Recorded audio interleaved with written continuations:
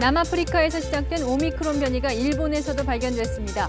이로써 최소 18개 나라에서 감염이 확인됐습니다. 다음 달 스위스에서 열릴 예정이었던 동계 유니버시아드 대회도 전격 취소됐습니다. 코로나 확진자의 재택치료가 의무화되면서 함께 사는 가족의 출근과 등교도 제한된다고 방역당국이 밝혔습니다. 접종 완료자는 10일간 제한되지만 미접종자는 최대 20일까지 제한됩니다. 국내에서 보안 등급이 가장 높은 인천 LNG 기지가 드론 촬영에 무방비로 노출된 것으로 드러났습니다. 관련 입법이 지연되면서 국가 주요 시설물의 보안망이 뚫렸습니다. 윤석열 국민의힘 대선 후보와 선대위 운영 방식을 두고 이견을 보여온 이준석 국민의힘 대표가 선대위 보이콧에 들어갔습니다. 측근에게는 당대표직 사퇴 가능성도 내비쳤습니다. 은수미 성남시장이 자신의 정치자금법 위반 사건의 수사 자료를 받는 대가로 담당 경찰관의 청탁을 들어준 혐의로 기소됐습니다. 은 시장은 정치적이고 무리한 기소라고 반발했습니다.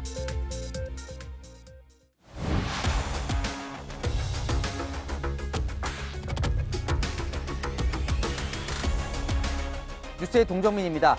코로나 변이 바이러스인 오미크론이 코앞까지 왔습니다. 남아프리카 공화국에서 처음 보고된 뒤에 유럽을 거쳐 홍콩, 일본까지 전 세계 18개국이 오미크론에 뚫렸는데요. 이미 이 집단 감염과 지역 감염도 시작됐습니다. 이 스위스는 확진도 아닌 의심 환자가 나왔다는 이유만으로 2년마다 열리는 겨울 축제죠. 동계 유니버시아드 개최를 전격 취소했습니다. 오미크론 감염자가 많은 남아공의 경우 증상 대부분이 독감 수준이라고 하지만 아직 정확한 정체를 몰라 안심할 수 없다는 게 전 세계 방역 전문가들의 공통된 의견입니다. 김윤수 기자가 첫 소식 보도합니다. 우리나라와 가까운 일본에서도 오미크론 첫 감염자가 나왔습니다. 홍콩에 이어 아시아에선 두 번째입니다. 외국인 전면 입국 금지를 이틀 앞둔 지난 28일 오미크론 진원지 남아프리카 공화국 인접국인 나미비아에서 들어온 30대 남성 외교관입니다. 가족 2명은 음성으로 나왔지만 일본 정부는 같은 항공기에 탔던 탑승자들의 감염 여부를 조사하고 있습니다. 株が確認されたのはこれが初めてとなります。現在、当該入国者は医療機関において隔離を実施していると厚生労働省から報告を受けています。 유럽 상황은 더 심각합니다. 포르투갈에서 프로축구팀 선수와 직원 13명이 집단으로 오미크론에 감염돼 경기 도중 몰수패를 당했습니다. Esses contactos vão ser submetidos a plano de testagem bastante apertado, fazem teste logo são detectados. 영국 스코틀랜드에서도 오미크론 감염자 6명이 확인됐는데 일부는 위험 국가를 다녀오지 않았던 것으로 파악돼 지역 감염 발생 가능성이 제기됐습니다. 영유아 감염 우려도 커졌습니다. 남아공의 오미크론 확진자 10명 중 1명은 영유아인 것으로 확인됐다고 블룸버그 통신은 보도했습니다. 스페인과 스웨덴 등에서도 오미크론 확진자가 나와 발생국은 전 세계 18개국으로 늘었습니다. We're meeting at a fresh wave of cases and disease crashes into Europe. 스위스에서도 의심 사례가 나오면서 다음 달 열릴 예정이었던 동계 유니버시아드 대회가 취소됐습니다. 중국도 베이징 동계올림픽 개최를 앞두고 바짝 긴장하는 등 전 세계가 변이 공포에 휩싸였습니다. 채널A 뉴스 김윤수입니다. 이 오미크론 등장에 우리나라를 포함한 이 전 세계 증시가 폭락했는데요. 면역 회피 바이러스일 수 있다는 방역 전문가들의 우려 때문입니다. 기존에 코로나에 걸렸든 이 백신을 맞았든 다 무용지물일 수 있다는 건데요. 코로나 악몽이 다시 시작이냐는 공포가 큽니다. 권갑구 기자입니다. 남아공발 오미크론 확산을 우려하는 건 면역 회피 때문입니다. 기존 백신이 잘 듣지 않을 수 있다는 겁니다. But it's that combination of potential increased transmissibility and potential ability to escape our immune system that has everyone worried. 현재 코로나 지배종인 인도발 델타 변이에선 나타나지 않았던 현상입니다. Das ist genau die Sorge, dass wir hier eben jetzt eine erste wirkliche Immun-Escape, also Immunflucht-Mutante vor uns haben. Die anderen Mutanten bisher hatten diese Eigenschaft noch nicht so stark.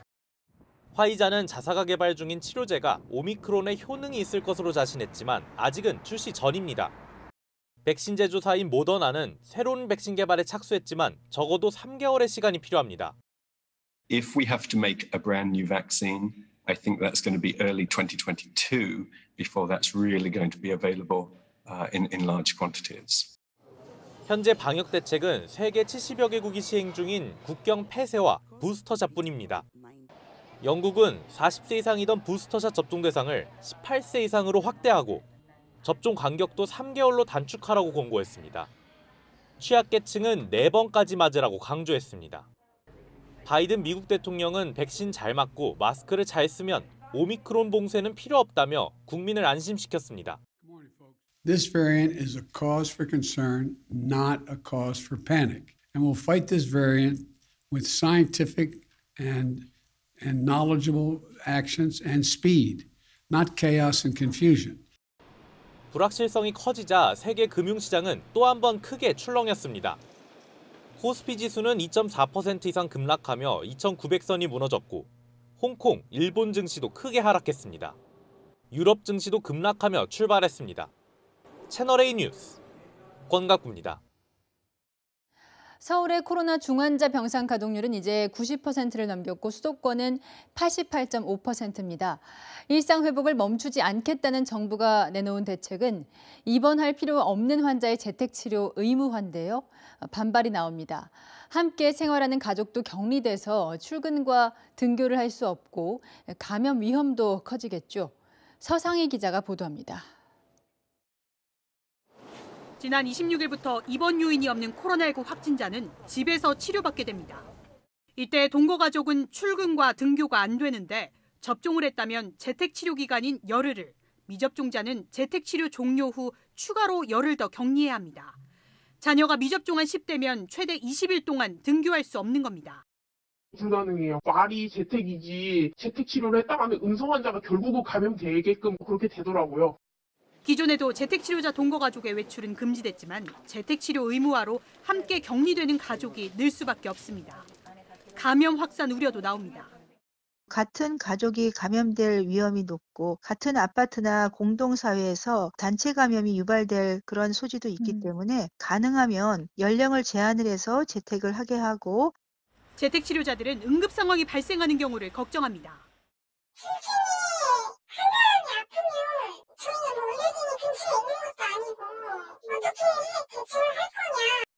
재택치료자를 관리하는 보건소에서는 지금 인력으로는 감당이 어렵다고 말합니다.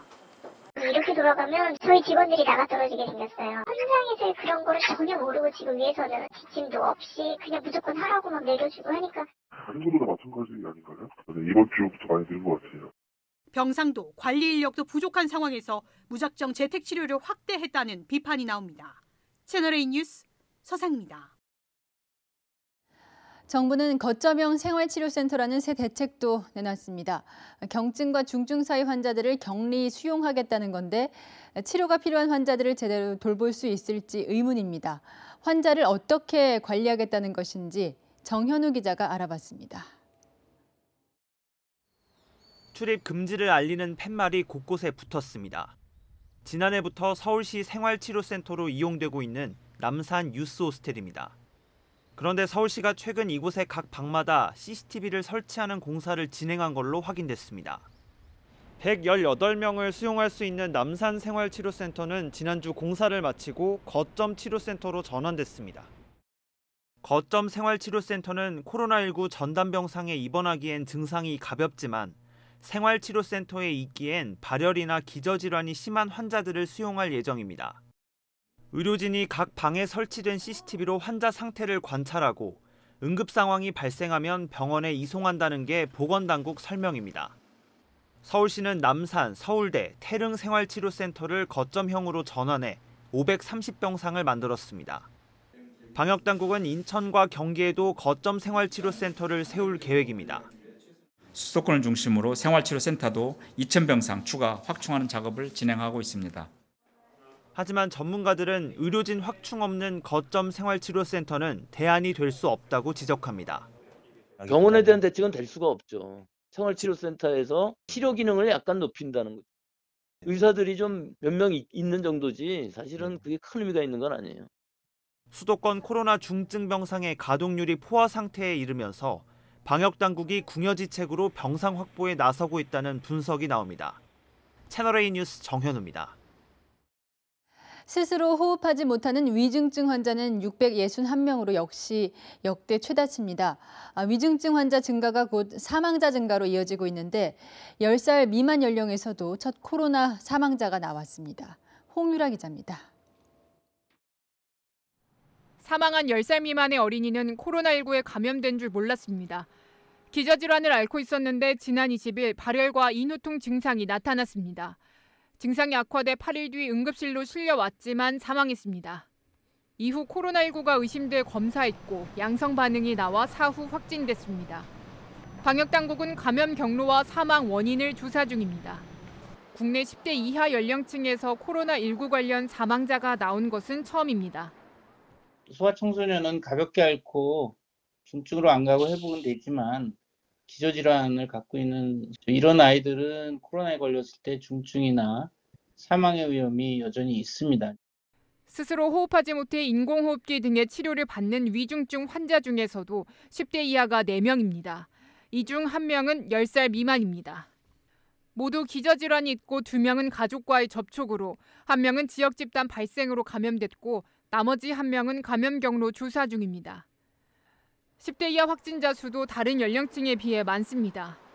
최근 일주일간 10만 명당 하루 평균 발생 인원이 7.5명으로 9.8명인 60대 이상 연령군 다음으로 많습니다. 하지만 12세에서 17세 청소년 접종 완료율은 20%에 머물고 있습니다. 코로나가 안 걸린다면 제 아이부터 데리고 가서 맞추겠습니다. 백신 맞춰서 코로나 안 걸렸습니까? 백신을 맞고도 걸리지 않습니까? 정부의 접종 권고에도 학부모들의 백신에 대한 우려는 좀처럼 사라지지 않고 있습니다. 채널A 뉴스 홍유라입니다. 이번에는 코로나 관련 시청자의 제보 뉴스 전해드립니다. 코로나 검사를 받은 경찰관이 그대로 철야 근무를 하는 바람에 의경들이 집단 격리되고 2명은 확진됐다는 제보입니다. 김호영 기자가 취재했습니다. 지난 23일부터 19명의 확진자가 나온 서울 서초경찰서. 첫 확진자가 나온 뒤 전수조사가 시작됐고 24일 의무경찰을 관리하는 경위도 검사를 받았습니다. 하지만 경위는 검사 결과가 나오기 전에 의경들과 함께 철야 근무를 하며 경찰 버스까지 이용했습니다. 경위는 다음 날 아침 확진 판정을 받았고 함께 근무했던 의경 48명이 밀접 접촉자로 분류돼 격리 생활을 해오다 어제 2명이 추가 확진됐습니다. 격리 중 발열 증상과 인후통이 나타나 검사를 받은 결과 양성 판정을 받은 겁니다. 버스 안에서 마스크를 벗고 마스크도 벗은 채로 바로 옆에서 흡연하러 가고 조금이라도 가능성을 가지고 좀 더 주의를 했다면은. 취재가 시작되자 서초경찰서는 의경들에게 언론에 제보한 의경이 있냐며 언론에 나오면 격리시설에서 조기 퇴소 못할 수 있다. 여러분들은 마스크를 잘 썼느냐? 암담하다며 질타성 발언을 하기도 했습니다. 서초경찰서는 해당 경위가 검사 당시 별다른 증상이 없었고 전 직원이 검사를 받은 상황이라 그대로 근무에 투입했다고 해명했습니다. 의경들이 주로 대민 업무를 수행하는 만큼 경찰의 방역 체계를 재점검해봐야 한다는 지적이 나옵니다. 채널A 뉴스 김호영입니다. 대선 99일을 앞두고 당대표가 선거활동을 거부하는 유례를 찾기 힘든 일이 발생했습니다. 국민의힘 얘기인데요. 이준석 대표, 윤석열 대선 후보 측이 패싱을 했다는 이유로 모든 일정을 취소하고 칩거에 들어갔습니다. 주변에는 당대표를 못하겠다는 말까지 한 것으로 전해지자 윤 후보 측은 당황스럽다는 반응입니다. 안보겸 기자가 보도합니다. 이준석 국민의힘 대표가 오전 9시 언론사 행사 참석을 1시간쯤 앞두고 일정을 취소했습니다. 이 대표 측은 오늘 이후 모든 공식 일정은 취소됐다고 공지했습니다. 모레 선거대책위원회 회의 등 선대위 일정 보이콧에 나선 겁니다. 이 대표는 오늘 외부 연락을 차단하고 핵심 측근들과 경기도 일대에 머물렀습니다. 후보 일정 공유나 이수정 경기대 교수의 공동 선대위원장 영입 등 선대위 운영에서 자신이 배제된 것에 불쾌감을 드러낸 뒤 주변에는 당 대표직을 못하겠다는 의사도 전한 걸로 전해집니다. 못 들었기 때문에 이준석 패싱이고 황당한 거예요, 제 입장에서는. 그러니까 이게 그런데 반복되고 있습니다, 지금까지. 어젯밤 당 소속 의원들과 저녁 식사를 할 때는 사퇴까지 언급하지 않았지만 이후 SNS에 여기까지라는 글과 이모티콘을 잇따라 올리며 사퇴 가능성을 나타내기도 했습니다. 윤석열 후보 측은 우리가 무엇을 잘못했냐며 대표와 모든 걸 공유해야 한다는 거냐고 황당하다는 반응입니다. 윤 후보는 어떤 상황인지 알아보겠다며 말을 아꼈습니다. 사무총장하고 통화를 했습니다. 그래서 좀 그 이유라든지 이런 거 좀 파악을 해보고 한번 만나보라고 얘기를 했습니다. 권성동 사무총장은 연락이 닿지 않는 이 대표를 찾기 위해 노원구 당협 사무실까지 찾았지만 만나지 못하고 발길을 돌렸습니다. 이 대표 측은 윤석열 후보로부터 직접 연락받은 게 없다며 각을 세우고 있어 당분간 신경전은 계속될 걸로 보입니다. 채널A 뉴스 안보겸입니다. 윤석열 후보는 당내 혼란과는 이 거리를 둔 채 충청 중원 공략을 이어갔습니다. 어제 청와대 집무실 이전 카드에 이어 오늘은 충청 지역의 미래 먹거리 산업 육성안을 밝혔습니다. 충청에 공을 들이는 이유를 이다혜 기자가 보도합니다. 윤석열 국민의힘 대선 후보가 충북 청주공항 인프라 투자 확대를 약속하는 약정서에 사인했습니다. 광역철도의 청주 도심 통과도 약속했습니다.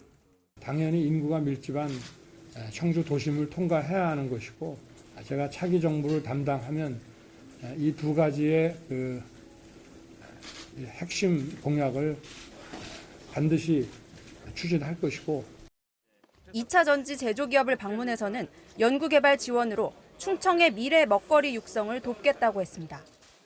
전기차 이외에도 지금 이 미래 산업의 아주 핵심적인 분야입니다. 이 강소기업들을 육성할 수 있는 그 R&D 지원을 좀 체계적으로 준비를 하겠습니다. 지역 청년 문화예술인 창업자들과 만나서는 금융 지원과 같은 지원도 약속했습니다. 윤 후보가 충청에 집중하는 이유는 부동층이 많은 캐스팅보터 지역으로 꼽히기 때문입니다. 충청권 여론조사에서 이재명 민주당 후보 34%, 윤석열 국민의힘 후보 36%로 오차범위 내 접전을 벌였지만 투표할 사람이 없다는 답변이 12.4%, 모르거나 무응답은 6.9%로 부동층이 19.3%에 달했습니다.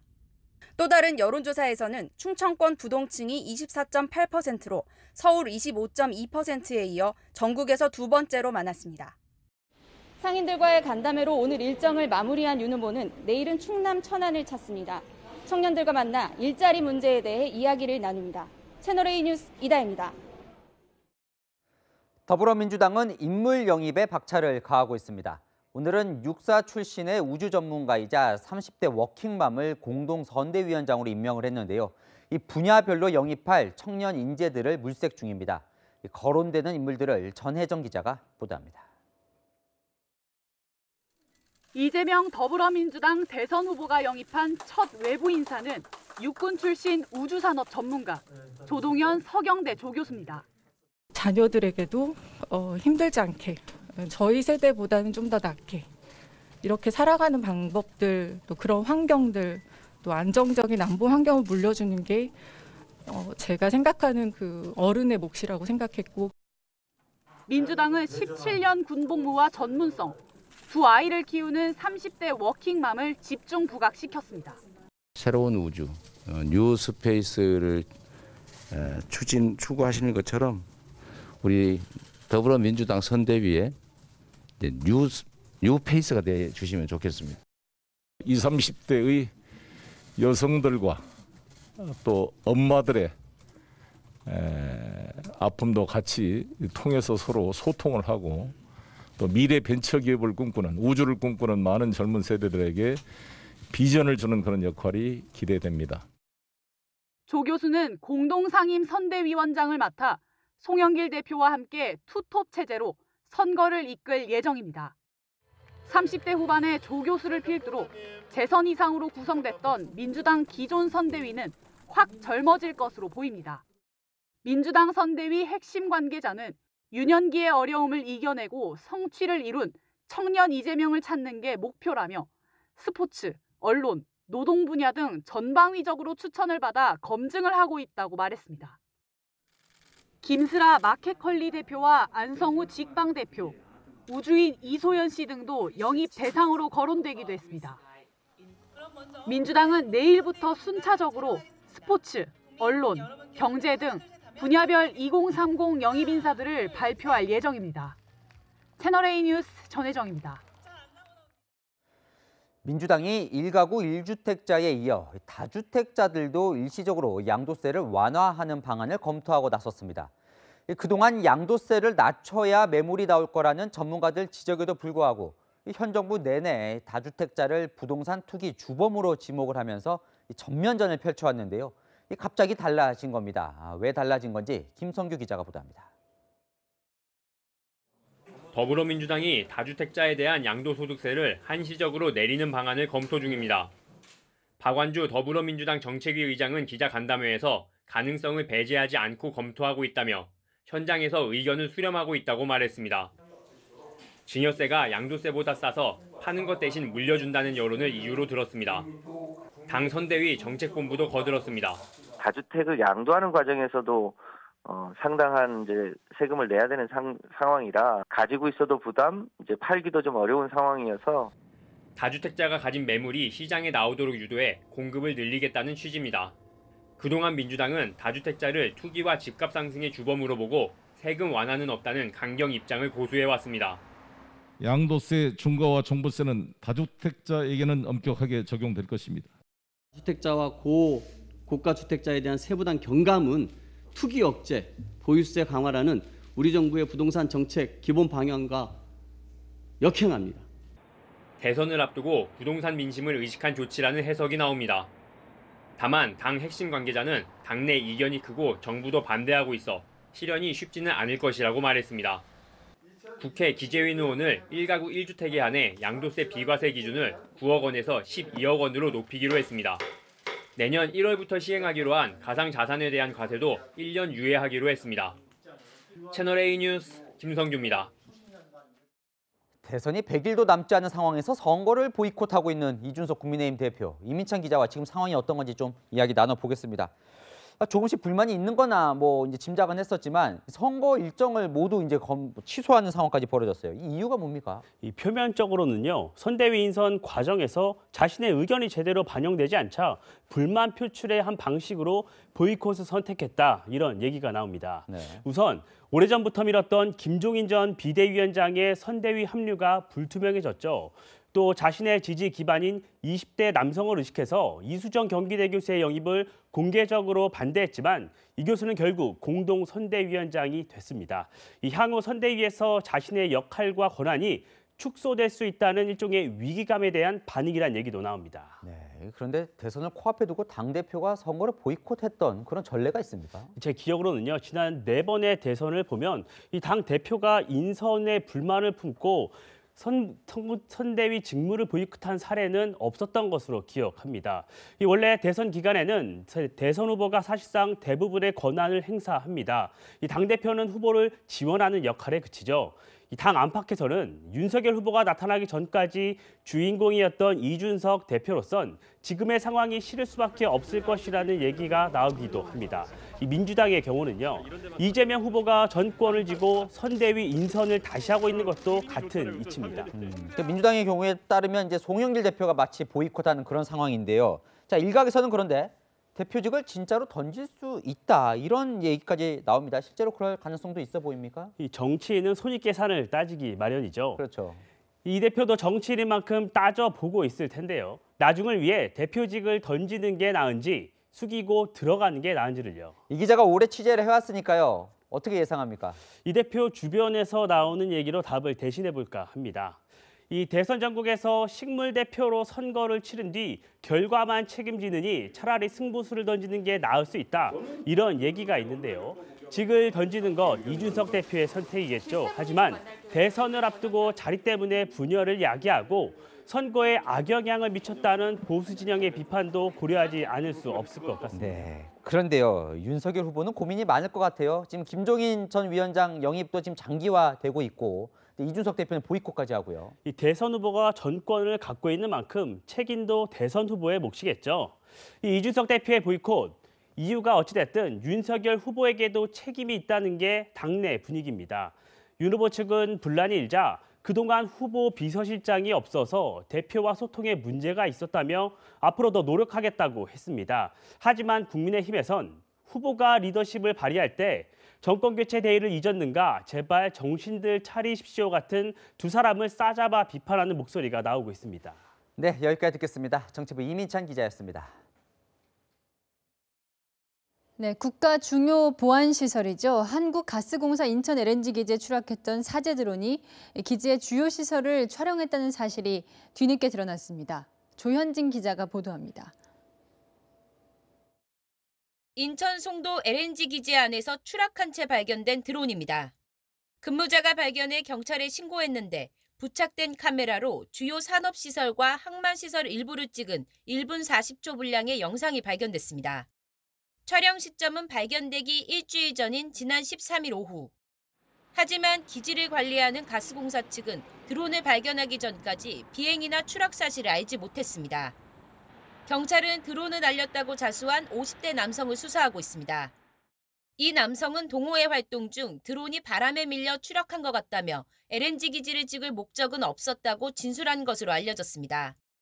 수도권에 천연가스를 공급하는 인천 LNG 기지는 보안 등급이 가장 높은 각급 국가 중요시설입니다. 지난 2019년 정체불명의 드론이 침입한 사건이 발생한 뒤 반경 3km 내 비행물체를 탐지하고 방해 전파로 무력화시키는 안티드론 시스템을 추진해왔습니다. 문제는 전파 방해를 허용하지 않는 법령이 발목을 잡은 겁니다. 지난해 말 안티드론법이 개정된 뒤에야 작업이 시작됐고 가스공사는 다음 달 중순이 돼야 시스템 구축이 가능할 것으로 보고 있습니다. 인천 LNG 기지는 비행 금지 구역에 포함되지 않아 누구든지 드론을 날려도 제재할 방법이 없습니다.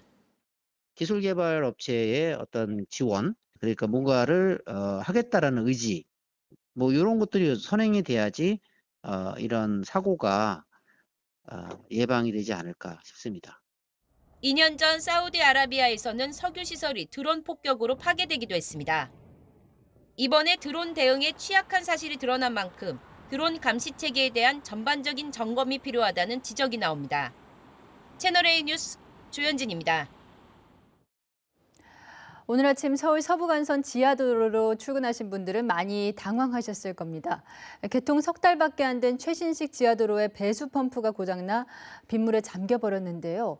오늘 같은 적은 비에도 침수되는 모습에 시민들은 불안한 마음입니다. 김승희 기자입니다. 안전요원들이 지하도로 진입로를 막고 차량에 신호를 보냅니다. 지하도로로 들어서려던 차량들이 급히 차선을 바꿉니다.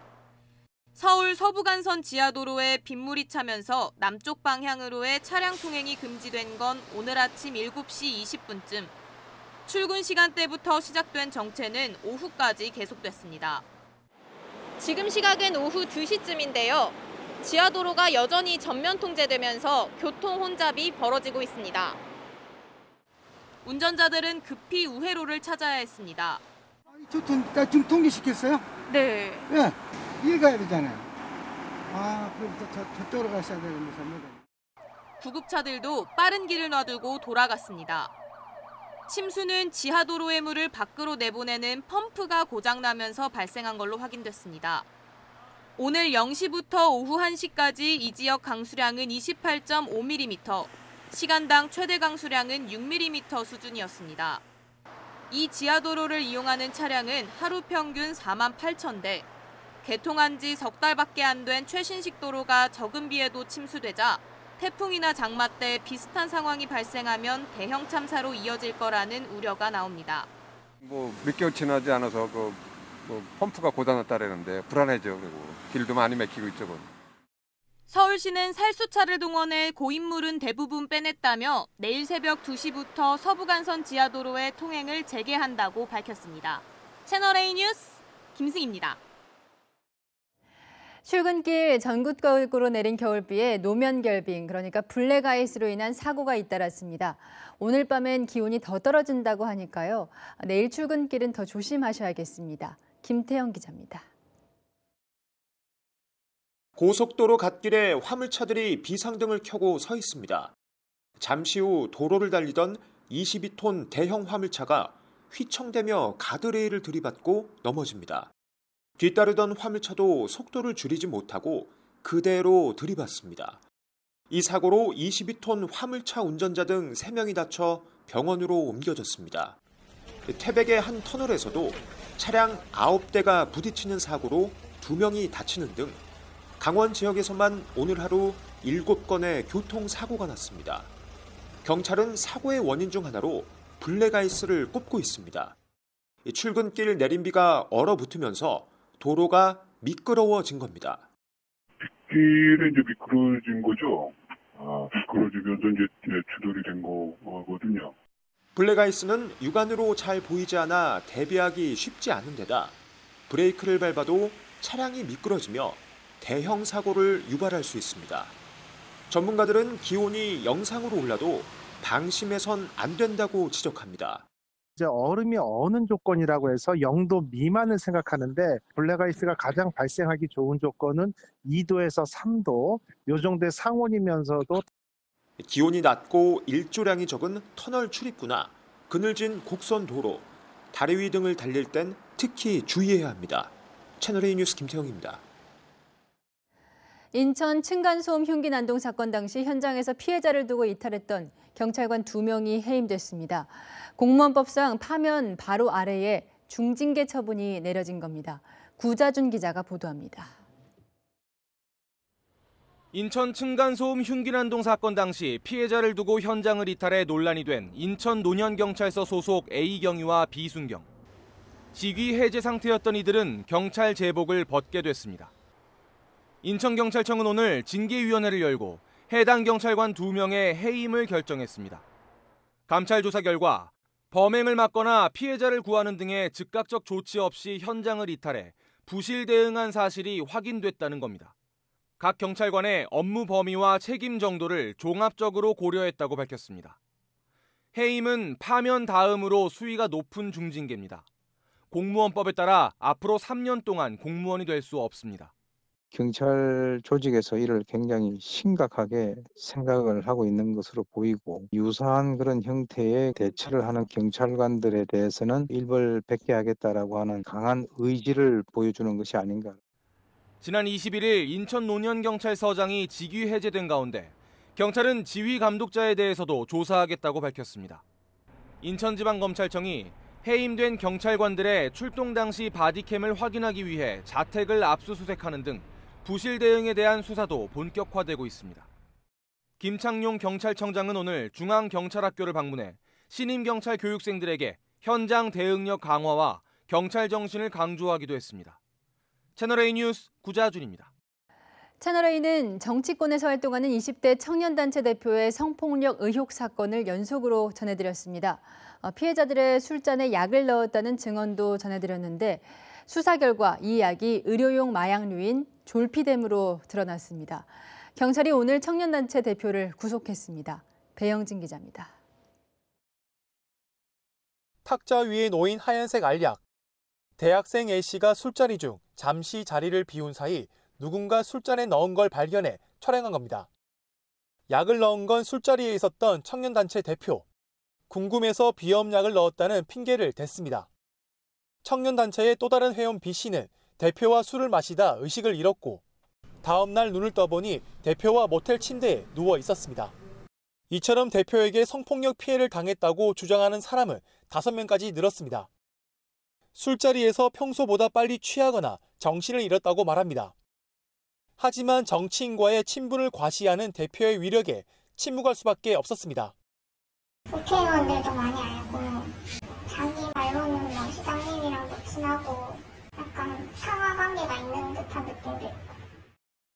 채널A 보도 이후 경찰 수사가 시작됐고 대표의 범죄 행각이 드러났습니다. 대표가 비염약이라고 둘러댔던 알약도 국립과학수사연구원의 성분 분석 결과 강력한 수면제인 졸피뎀으로 밝혀졌습니다. 피해자 중 한 명의 모발에서도 해당 성분이 검출됐습니다. 처음에는 무서웠는데 이렇게 약물도 나오고 이런 거 보니까 저희가 아니었다면 저 많은 피해자들이 나왔을 것 같아요. 경찰은 성폭력과 마약류 관리법 위반 혐의로 대표에 대해 구속영장을 신청했고 법원은 도주 우려가 있다며 영장을 발부했습니다.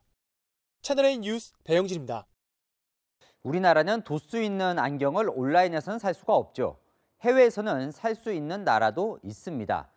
국민 눈 건강에 지장이 생긴다. 아니다. 과도한 규제다. 안경사와 기업들이 서로 맞서왔는데 3년 만에 정부 주도로 가이드라인을 만들기로 합의했습니다.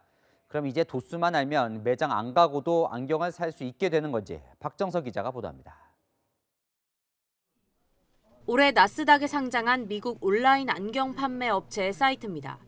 소비자가 자신의 도수 등 렌즈 정보를 올리고 어울리는 안경테를 고르면 집까지 배송해주는 서비스로 지난해 47억 원 상당의 매출을 올렸습니다. 국내에서도 안경을 가상으로 이것저것 써보고 고를 수 있지만 아직까지는 반쪽입니다. 렌즈는 인터넷에서 살 수 없어 안경테가 배송돼 오면 안경점에 가서 렌즈를 끼워 넣어야 합니다. 의료기사법에 따라 안경과 콘택트 렌즈는 안경업소에서만 판매해야 한다는 규정 때문입니다. 2019년부터 규제 샌드박스에 올랐지만 계속 평행선만 달리다 최근 정부 상생조정기구를 통해 힘겹게 합의에 도달했습니다.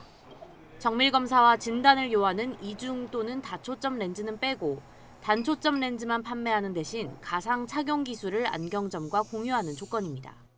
이를 위해 복지부가 가이드라인을 마련하는 한편 온라인 판매가 국민 눈 건강에 미치는 영향에 대한 합동 연구도 진행됩니다. 한 고비는 넘겼지만 실제 안경 온라인 판매까지는 시간이 더 걸릴 것으로 보입니다. 기간까지 가이드는 나온 상황은 아닙니다. 가이드라인을 먼저 마련이 돼야 될 것 같아요. 그 기준이라는 거는 정하기가 되게 어렵잖아요. 면밀한 검토가 필요할 것 같습니다. 정부는 그동안 갈등이 계속되어 온 보건의료 분야 첫 합의인 만큼 온라인 판로를 개척하고 안경사와 상생 방안도 반드시 마련하겠다고 밝혔습니다. 채널A 뉴스 박정서입니다. 검찰이 은수미 성남시장을 또 재판에 넘겼습니다. 조직폭력배 출신에게서 불법 정치자금을 받아 논란이 된 사건은 이미 재판을 받았죠. 그런데 이 사건을 수사하던 경찰관으로부터 수사 정보를 빼내고 그 대가로 계약과 인사청탁을 들어준 혐의가 새로 적용됐습니다. 김혜지 기자입니다. 검찰이 오늘 은수미 성남시장에게 적용한 혐의는 뇌물, 직권남용, 청탁금지법 위반 등 총 4가지입니다. 은 시장은 지난 2018년 지방선거 전후 정치자금법 위반 혐의로 경찰 수사를 받았습니다. 이 과정에서 담당 경찰관들로부터 수사기밀을 건네받았다는 게 검찰 판단입니다. 이에 대한 대가로 경찰 간부가 요청했던 인사청탁을 들어주고 민간업체에 사업 편의를 제공한 혐의를 받고 있습니다. 은 시장은 측근이었던 전직 성남시 정책보좌관에게서 467만 원 상당의 휴가비와 명절 선물을 챙긴 혐의도 받고 있습니다. 은 시장이 수사 정보를 건네받았다고 의혹이 제기된 건 지난해 90만 원의 벌금형이 확정된 불법 정치자금 사건입니다. 조폭 출신 사업가 측에서 차량과 운전기사를 제공받아 재판에 넘겨진 은 시장은 항소심에서 벌금 300만 원을 선고받았습니다. 하지만 대법원에서 파기환송되면서 시장직을 유지할 수 있었습니다. 아쉬운 점이 없지는 않지만 이유 여하를 불문하고 시민 여러분들께 우려를 끼쳐드린 점은 사과를 합니다. 시장직 상실 위기에서 벗어난 은 시장이 또다시 재판을 받게 된 겁니다. 은 시장은 오늘 자신의 SNS를 통해 검찰의 정치적이고 무리한 기소라고 비판했습니다. 그런데 검찰은 이번 사건에 대해 공무원과 경찰관이 육착된 구조적 조직적 비리라고 밝혔습니다. 채널A 뉴스 김예지입니다.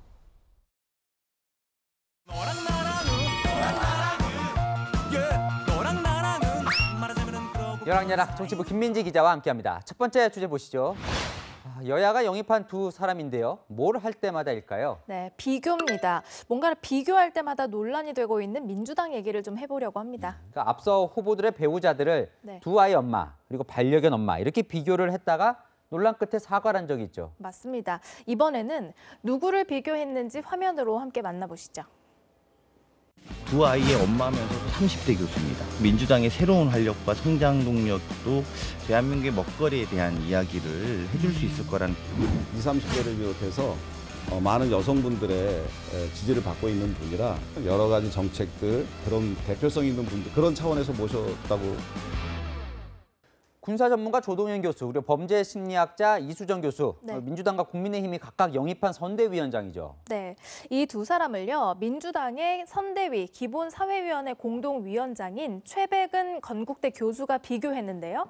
보시는 것처럼 이 두 사람 사진을 나란히 올려놓고 차이는? 이라고 물었습니다. 저도 이 기사를 봤는데요. 답이 짐작이 안 되더라고요. 그래서 논란이 일어났는데요. 두 사람의 외모나 또 나이를 비교하는 댓글이 꽤 달렸습니다. 최 교수는 설마 외모 비교를 했겠느냐, 나이 차이만 보는 분은 겉모습만 보는 분이라면서 그 비교가 아니라고 했습니다. 그래서 답이 뭡니까? 논란이 일자 최 교수는 후보들의 지향 가치 차이가 보였다는 이 추가 설명을 덧붙여서 글을 고쳤습니다. 이수정 교수는 이렇게 반박했습니다. 차이는이 아니라 공통점은? 이렇게 물어보셨어야죠. 저분도 전문 인력이고 아마 직장 여성일 거고 눈으로 사진만 봐도 알 수 있는 차이들이 너무 분명하죠. 일단 질문이 잘못됐다. 최 교수는 글을 수정했지만 외모만 보라는 무언의 의미가 아니냐, 또 불필요한 구설수에 오르기 충분하다는 비판이 나왔습니다. 최 교수, 아직 두 후보의 지향 가치가 어떻게 차이 나는지는 밝히지 않았습니다. 네, 다음 주제 보겠습니다. 바꿀까 말까, 이재명 후보가 뭘 고민하는 걸까요? 이재명 후보는 국민의 뜻을 따르겠다면서 과거 문재인 정부나 심지어 본인의 생각들도 바꾸고 있는데요. 오늘 민주당에서는 이런 말이 나왔습니다. 탈원전은 거스를 수 없는 시대의 흐름입니다.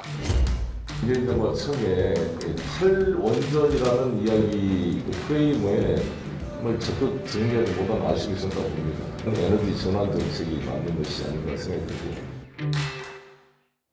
이 탈원전 정책은 그야말로 문재인 정부의 핵심 사업인데요. 그것도 바꾸려고 하나 보군요. 맞습니다. 그리고 본인의 생각을 바꾸기도 합니다.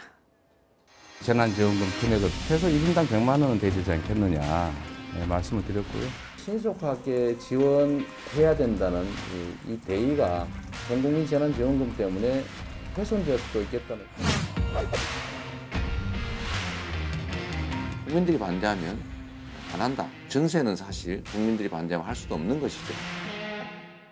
최근 여론조사를 보면 국토 보유세에 부정적인 의견이 우세했는데요. 이러한 여론을 고려한 발언으로 보입니다.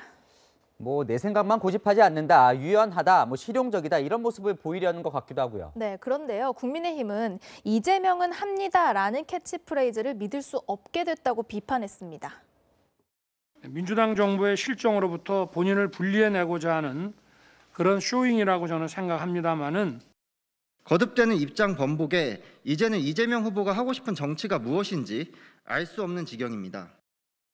반면 여권에서는 국민이 아니라고 하면 바꿀 수 있는 포용력이고 또 현 정부의 정책보다 더 나은 공약을 제시하는 건 환영할 만한 일이라고 두둔했는데요.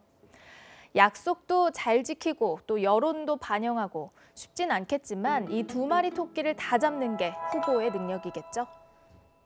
애초에 국민 여론을 잘 반영한 약속을 내고 그걸 지키면 그게 최고겠네요. 여랑야랑이었습니다. 우리나라에서는 좀처럼 보기 힘들었던 초대형 스포츠 유틸리티 차량들이 앞다퉈 출시되고 있습니다. 친환경 고연비 제품을 찾는 소비 추세와는 정반대 제품들인데 인기를 끄는 이유를 안건우 기자가 알아봤습니다. 삼성전자 이재용 부회장이 직접 운전한 모습이 포착돼 화제가 된 현대차 대형 SUV 팰리세이드입니다. 일단 차 안이 진짜 넓습니다. 2열까지 하면 4명이 앉을 수 있는데요. 3열도 있어서 여기까지 하면 7명, 그러니까 대가족이 한 차에 탈 수 있습니다.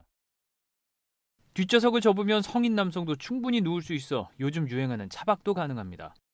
아이와 함께 탈 수 있는 패밀리카를 찾으시거나 레저 활동을 즐기시는 3 내지 50대 고객분들이 많이 찾으십니다. 팰리세이드가 인기를 끌자 경쟁사들은 이보다 더 큰 모델을 선보이며 맞불을 놨습니다. 한국 GM은 초대형 SUV 타호를 내년 1분기에 출시하고 픽업 트럭 시에라도 들여옵니다.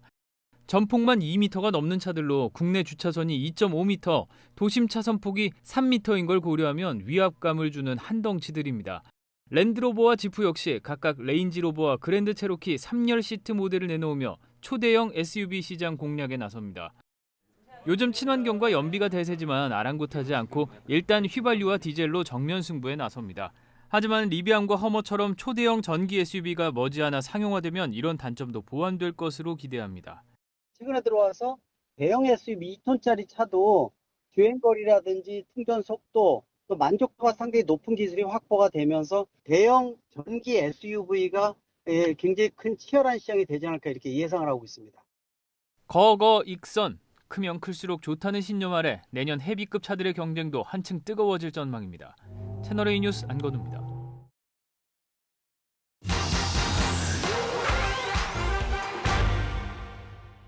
지난달 온라인 커뮤니티에 올라온 사진입니다. SUV 차량 주인이요, 주차구역에 맞춰서 차를 댔는데 옆 차량 주인이 문을 열 수 없다면서 차 타지 말라는 거냐고 항의했다는 내용입니다.